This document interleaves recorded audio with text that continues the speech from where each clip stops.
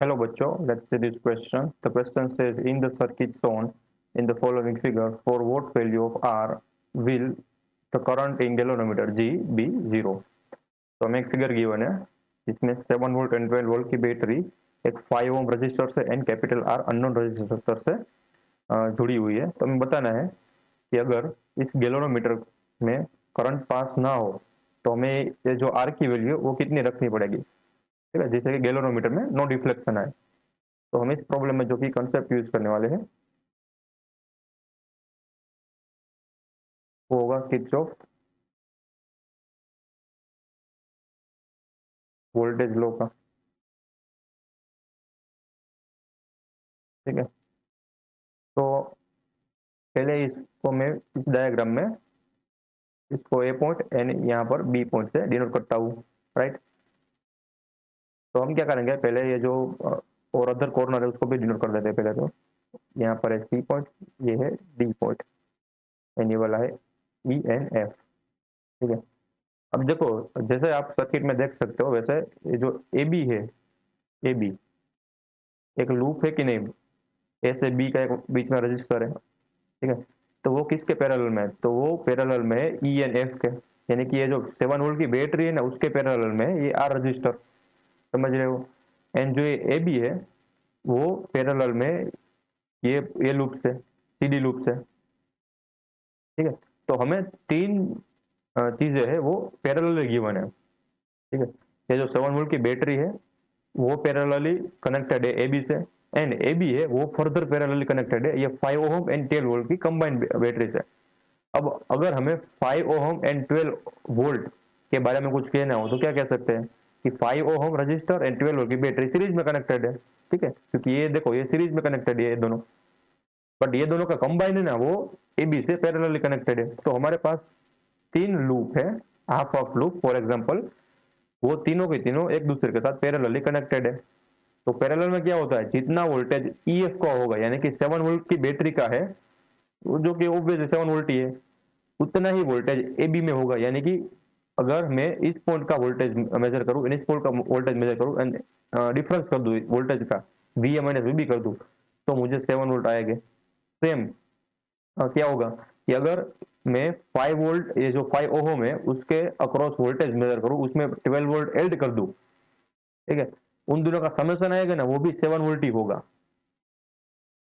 ठीक है, तो आपको ये भी थोड़ा सा लॉजिक आना चाहिए कि जो हमें सर्किट गिवन है वो क्या है। ठीक है, पैरेलली कनेक्टेड है या सीरीज में गिवन है। तो यहाँ पर मैं लिख भी देता हूँ कि जो ई एफ है, ई एफ लूप है वो पैरेलल कनेक्शन में है ए बी के साथ, एंड फर्दर ए बी है वो भी पैरेलली कनेक्शन में है। ये जो ए सी डी लूप बन रहा है तो यहाँ पर मैं लिख देता हूँ ए सी डी लूप। ठीक है, यहाँ से यहाँ तक का लूप, यहाँ से यहाँ तक का लूप, तो तीनों की तीनों एक दूसरे के साथ पैरेलल कनेक्शन में है। तो और भी हमारे पास आसान हो गया केस। अब हम क्या फाइंड करेंगे, अब हम पहले तो यहाँ से जो करंट पास हो रहा है उसको अज्यूम करते हैं आई, तो वो करंट यहाँ से जाएगा एंड वो करंट यहाँ से जाएगा। ठीक है, तो ये वाला जो करंट है वो क्या होगा, आई होने वाला है। अब क्या होगा, देखो ये जो 7 वोल्ट की बैटरी है वो करंट को यहाँ से इस डायरेक्शन में नहीं भेज सकता। क्यों, क्योंकि देखो ये जो 12 वोल्ट की बैटरी है अगर वो करंट यहाँ से यहाँ तक पहुंचा दे रहा है यानी कि जो 12 वोल्ट की बैटरी में से आई करंट आ रहा है वो ई एफ लूप में भी जा रहा है, तो इसका मतलब गैल्वेनोमीटर में कुछ रीडिंग दिखाएगा, बट हमें ऐसा चाहिए कि गैल्वेनोमीटर में रीडिंग 0 बताए।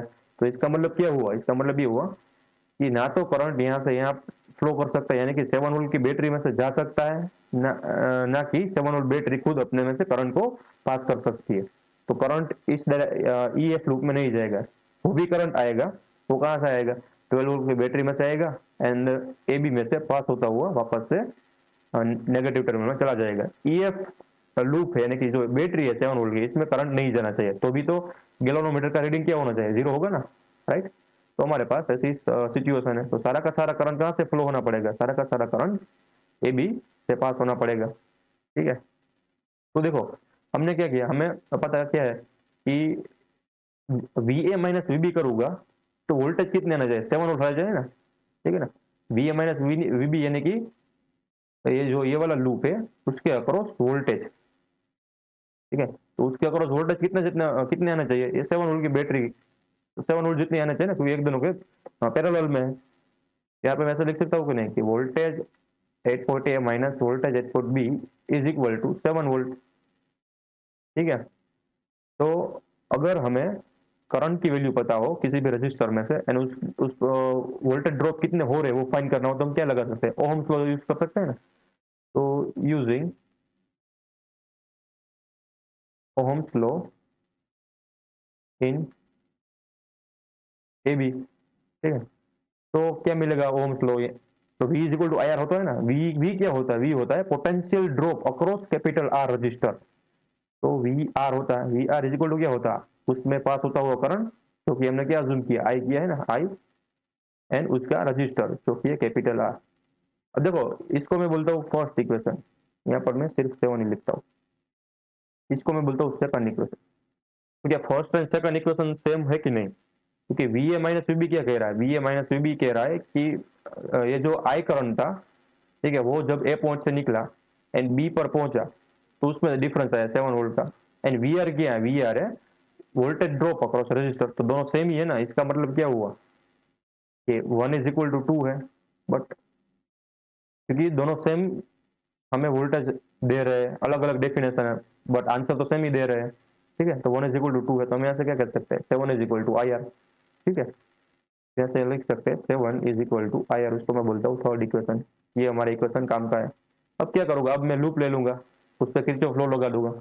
अब लूप लूंगा वो होगा सी ए बी डी, यानी कि ये वाला लूप, ठीक है। तो loop C A B D C, C A B D C, ठीक है। तो लूप लेने पर क्या होगा, 12 वोल्ट की बैटरी से चलो, ठीक है, पॉइंट सी से चलो, कोई बात नहीं, पॉइंट सी से आगे चलो तो हमें एक रजिस्टर मिलता है, उसकी डायरेक्शन में जा रहे हैं, तो वोल्टेज क्या हो गया, माइनस हो गया, माइनस आई आर होगा ना, माइनस 5 टाइम्स आई, ठीक है, आई आर। अगेन क्या कर रहे हैं, ए से बी तक जा रहे हैं, तो ए से बी में भी रजिस्टर आ रहा है, हम करंट के अलोंग जा रहे हैं, तो करंट के अलोंग जो डायरेक्शन होती है वोल्टेज ड्रॉप की होती है माइनस, यहाँ पर भी आएगा minus I times R. And क्या अब बचा, देखो अब बी से डी में कुछ नहीं, एंड डी से वापस से सी में आ रहे हैं, तो डी से सी में एक बैटरी आ रही है 12 वोल्ट की, उसके माइनस से प्लस में जा रहा है, ठीक है, तो वहां पर आएगा प्लस 12 वोल्ट, साइन कन्वेंशन याद करो, ठीक है, तो यहाँ पर आएगा 0। तो 12 इज इक्वल टू क्या लिख सकते हैं, 5 प्लस आर टाइम्स आई, ठीक है। एंड हम क्या करेंगे, ये जो आई की वैल्यू है वो इक्वेशन 2 से ले लेंगे, ठीक है, तो हमें आर आर का फॉर्मेट मिल जाएगा। तो यहाँ पर लिख देता हूँ from 3 12 is equal to 5 plus R, I की वैल्यू क्या आई थी, 7 बाई आर, ठीक है। तो इसको सिंप्लीफाई करेंगे, क्या मिलेगा हमें, 12 आर, इस आर को मैं यहाँ पर लाने देता हूँ, is equal to 35 plus 7 R, ठीक है। तो 12 minus 7 is equal to 5, 5 R is equal to 35, तो आर की वैल्यू क्या आई, आर की वैल्यू आई 7 ओम, ठीक है। तो आर की वैल्यू वो 7 ओम होगी, तो जो ये गैलोरीमीटर है वो नॉन रिफ्लेक्शन बताएगी। So the final answer of the question is the value of R is 7 ohm. I hope you understood it well. Best of luck.